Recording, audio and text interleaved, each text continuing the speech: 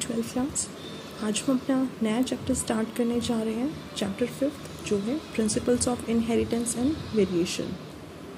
ठीक है, देखिए principle of inheritance and variation, it includes a term genetics. ठीक है, ये कहाँ से स्टार्ट होता है? जेनेटिक्स।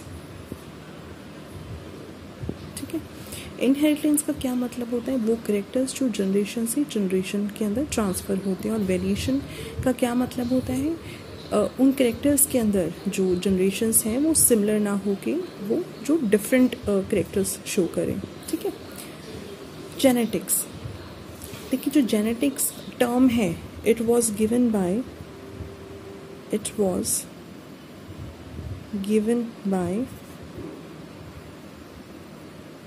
विलियम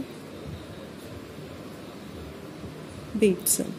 ठीक है, जो जेनेटिक टर्म है, विलियम बेटसन ने ये जेनेटिक टर्म्स दी है। ठीक है, और इन 1906, ठीक है, 1906 में विलियम बेटसन ने इस टर्म को प्रपोज किया था। ठीक है, जेनेटिक्स का क्या मतलब होता है? देखिए जेनेटिक्स एक वो स्टडी है जो हेरिडिटी और वेरिएशन को इंक्लूड करती है। ठीक है, या हम कह सकते हैं कि it is the study of heredity and the variations. It is the study of heredity and variation. ठीक है, देखिए हेरिडिटी क्या होती है? हेरिडिटी, अब हमें ये पता चल गया कि जो हेरिडिटी और वेरिएशन को जो ब्रांच स्टडी करे उसे हम कहते हैं जेनेटिक्स। ठीक है, so what you mean by heredity? Heredity का क्या मतलब होता है? देखिए हेरिडिटी का, जैसे मैंने आपको बताया कि एक जनरेशन से दूसरे जनरेशन के अंदर जो कैरेक्टर्स ट्रांसफ़र होते हैं। ठीक है, और जनरेशन्स कौन सी होती हैं? Like from parent to the offspring. ठीक है, माता पिता से बच्चों के अंदर जो भी कैरेक्टर्स ट्रांसफॉर्म्ड होते हैं वो हेरिडिटी के कारण होते हैं। ठीक है, it may be defined as the transmission of characters, transmission of characters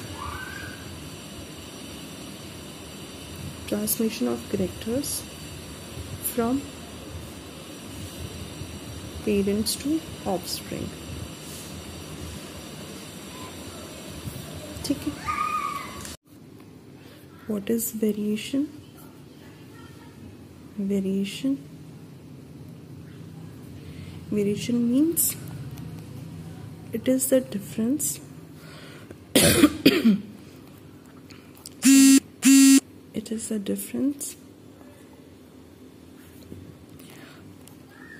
between variation is the difference between the characters of parents and offspring। ठीक है, देखिए हेरिडिटी में क्या होता है? हेरिडिटी में जो पेरेंट्स के कैरेक्टर्स होते हैं वही बच्चों में जाते हैं, ऑफस्प्रिंग में जाते हैं। ठीक है, ऑफस्प्रिंग का मीन्स यहाँ पे उनके चिल्ड्रन हैं।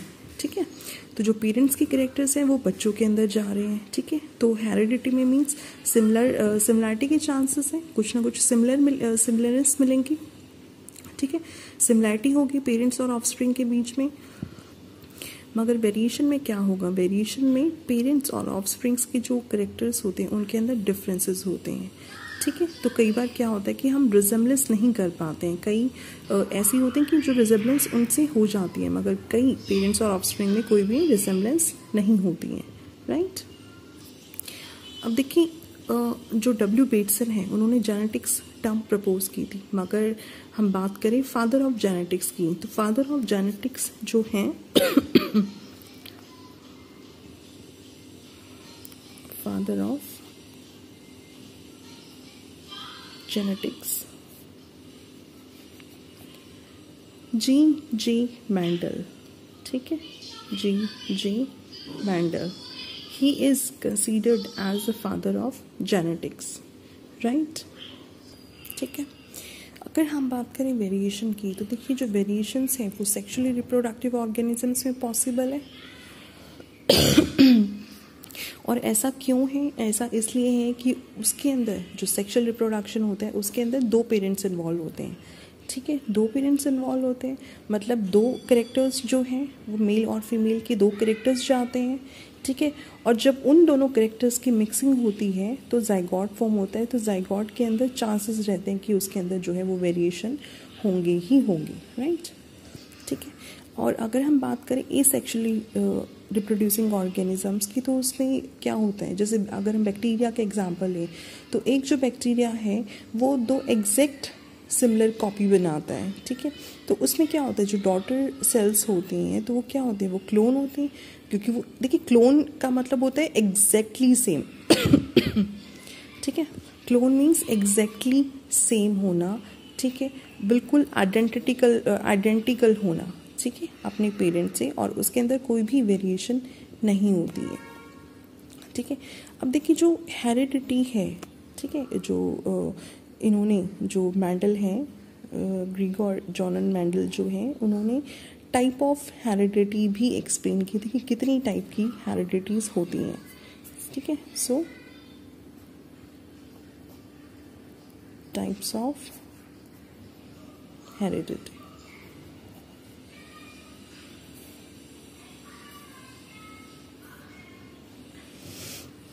हेरिडिटी का क्या मतलब होता है, पेरेंट्स के कैरेक्टर्स का ट्रांसमिशन होना ऑफस्प्रिंग के अंदर, ठीक है। So it is a transmission of characters from parents to the offsprings, ठीक है। हेरिडिटी का ये मतलब होता है।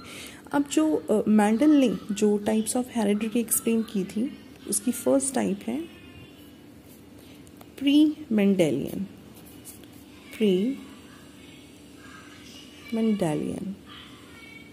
ठीक है। सेकंड है मेंडेलियन, ठीक है। और थर्ड है पोस्ट मेंडेलियन,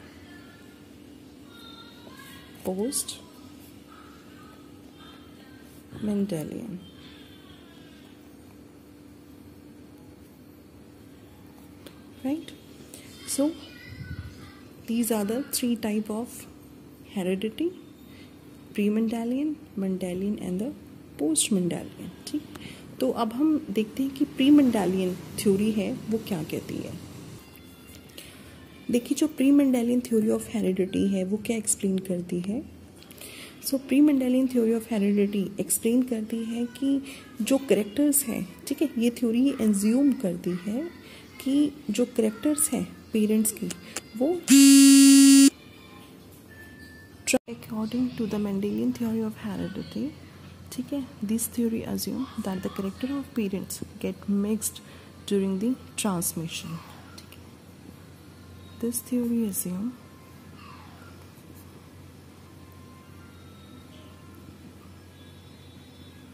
assumed that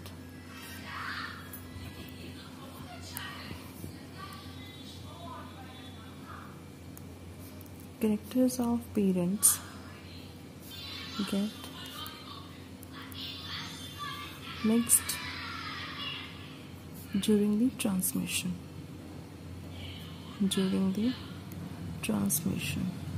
ठीक है। तो देखिए इस थ्योरी को हम थ्योरी ऑफ ब्लेंडिंग इनहेरिटेंस भी बोलते हैं, ठीक है, also called as theories of blending inheritance,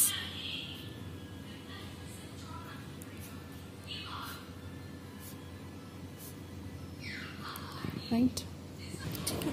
अगर हम इनहेरिटेंस की बात करें तो इनहेरिटेंस क्या होता है, इनहेरिटेंस वो प्रोसेस होता है, it is a process of passing the characters from parents to offspring, process of passing of characters from parents to offspring,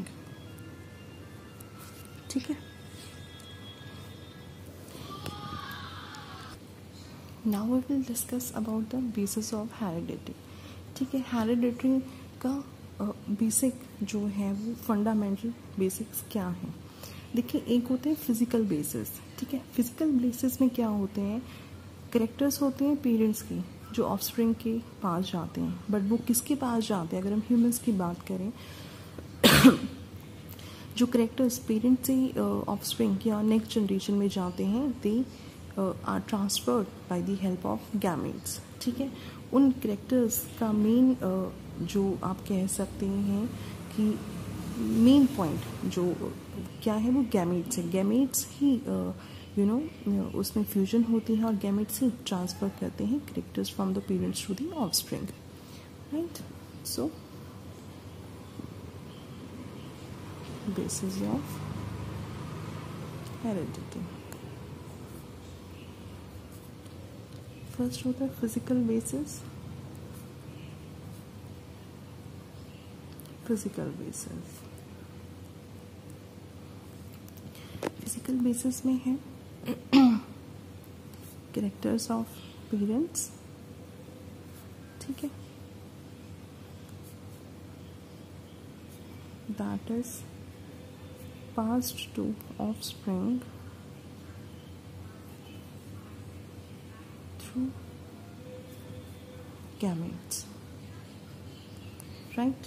देखिए, गैमेट्स अब आप सोचेंगे कि मैम गैमेट्स जो है वो कैसे कहता है, बट जो गैमेट्स है उनके ऊपर जो है वो क्रोमोसोम्स अटैच होते हैं। ठीक है, गैमेट्स बेयर क्रोमोसोम्स। ठीक है, and chromosome bears the genes, और जीन्स वो फैक्टर्स होते हैं। ठीक है, जो अगर हम देख बेसिकली जो करेक्टर्स होते हैं वो जीन्स ही होते हैं जो पेरेंट से ऑफस्प्रिंग में ट्रांसफर होता है, right.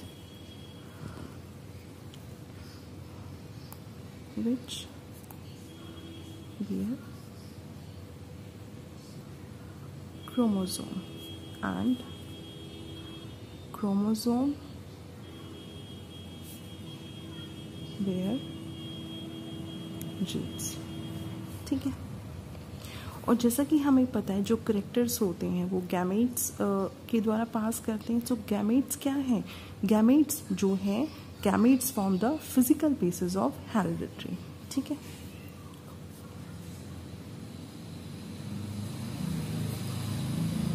Characters are passed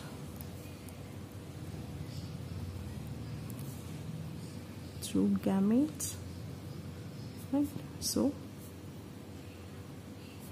these are the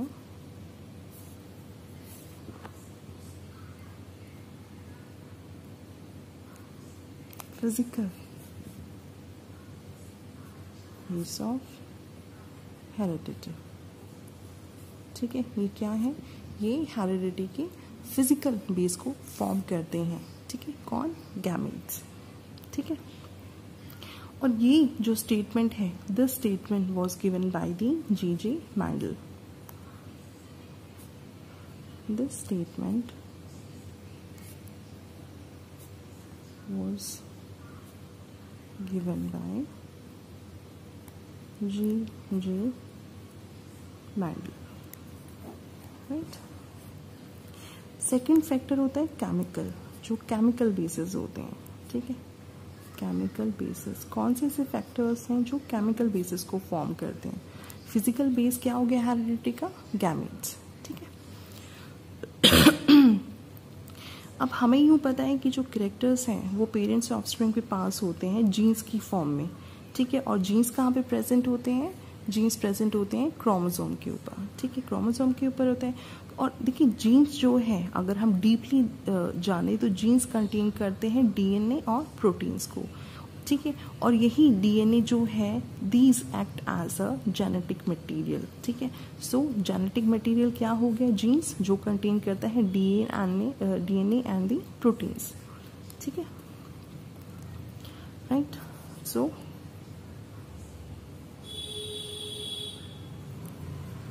factors are passed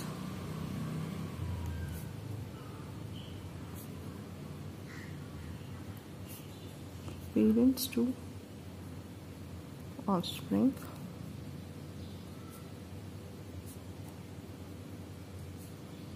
in the form of gene. ठीक है, जो कहाँ पे प्रेजेंट है, प्रेजेंट ऑन क्रोमोसोम। ठीक है, अब यही जो जीन्स हैं, these genes contain DNA and proteins, DNA and proteins, and these function as genetic material, right? Function as genetic material, so we can consider them as the chemical basis of considered as a chemical basis of heredity, chemical basis of heredity, right? अगर हम Mendel की life के बारे में थोड़ा सा जानें तो मेंडल जो है, he was born in 1822। ठीक है, जो J.J. मेंडल हैं जो थे,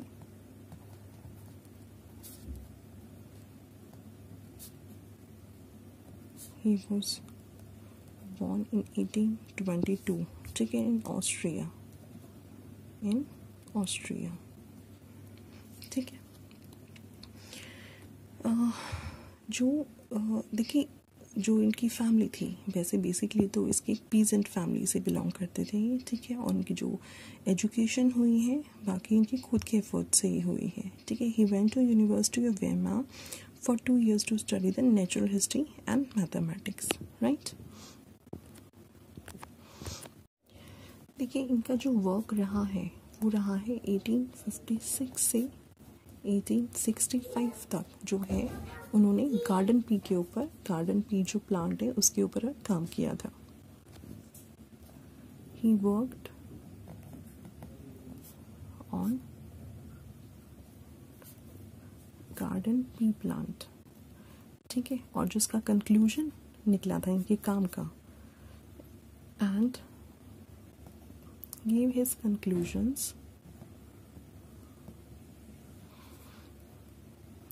in 1866 में उनके काम का कंक्लूजन निकला था। उन्होंने एक जर्नल लिखा था, उस जर्नल के अंदर इनका कंक्लूजन निकला था, और वो जर्नल क्या था, वो था annual proceeding of natural history and society of born. ठीक है, ये जर्नल था, इस जर्नल में जो है उन्होंने अपना कंक्लूजन निकाला था। ठीक है, देखिए जो ग्रेगर जॉन मेंडल थे, उनकी जो एक्सपायर हुए थे, ही डाइड इन 1884 में जो है वो एक्सपायर हुए थे बिकॉज ऑफ किडनी डिजीजेस। उनको एक किडनी डिजीजेस थी जिसके कारण वो एक्सपायर हुए, राइट। बट देखिए आज के दिन हम इन्हें मानते हैं कि फादर ऑफ जेनेटिक्स हैं। ठीक है, तो ये एक आयरनी है।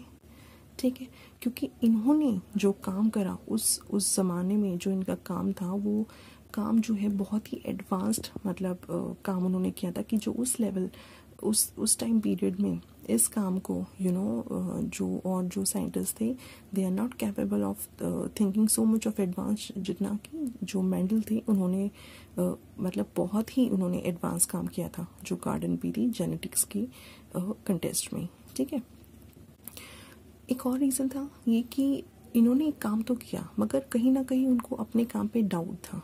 ठीक है, ही was not sure of his own work.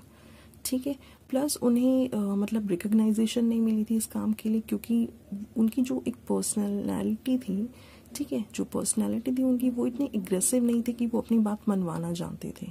ठीक है, he was okay with the opinion की, ठीक है, अगर उनके काम को कंसीडर नहीं किया गया तो he was okay with that. ठीक है, और जो ये जो जर्नल जिस जर्नल में उन्होंने अपना कंक्लूजन निकाला, क्योंकि उस टाइम पे देखिए इतना फास्ट मीडिया और ये सारी चीज़ें नहीं थी, तो बहुत लिमिटेड वैल्यू होती थी और बहुत ही लिमिटेड पब्लिकेशन थी उनकी इस जर्नल की, right. So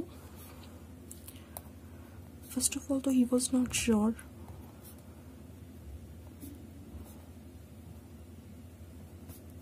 about his own work,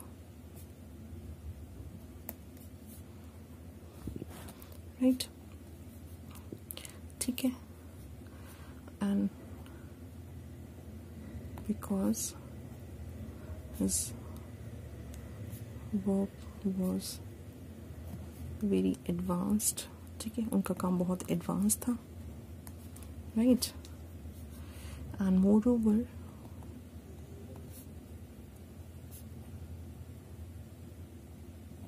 his personality was not so aggressive.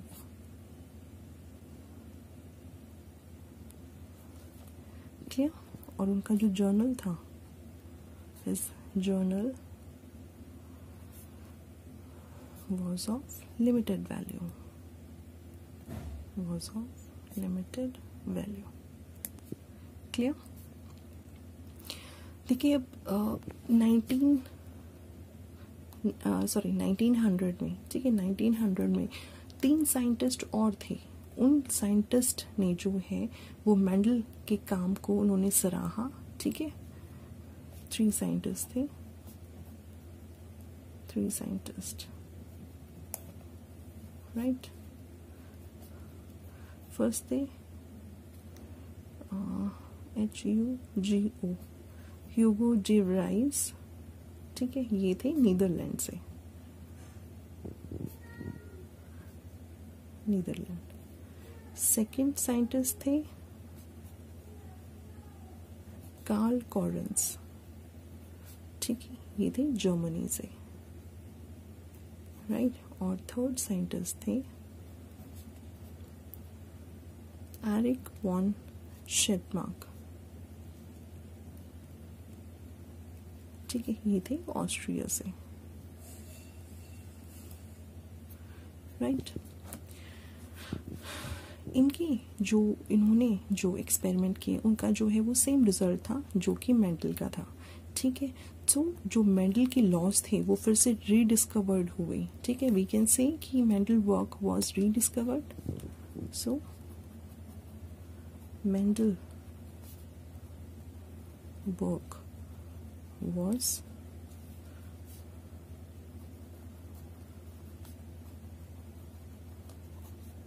Mendel book was rediscovered in 1900, ठीक है, by these स्टार साइंटिस्ट. और उन किस जर्नल में जो है उनके वर्क रीडिस्कवर हुआ, वो जर्नल फ्लोरा.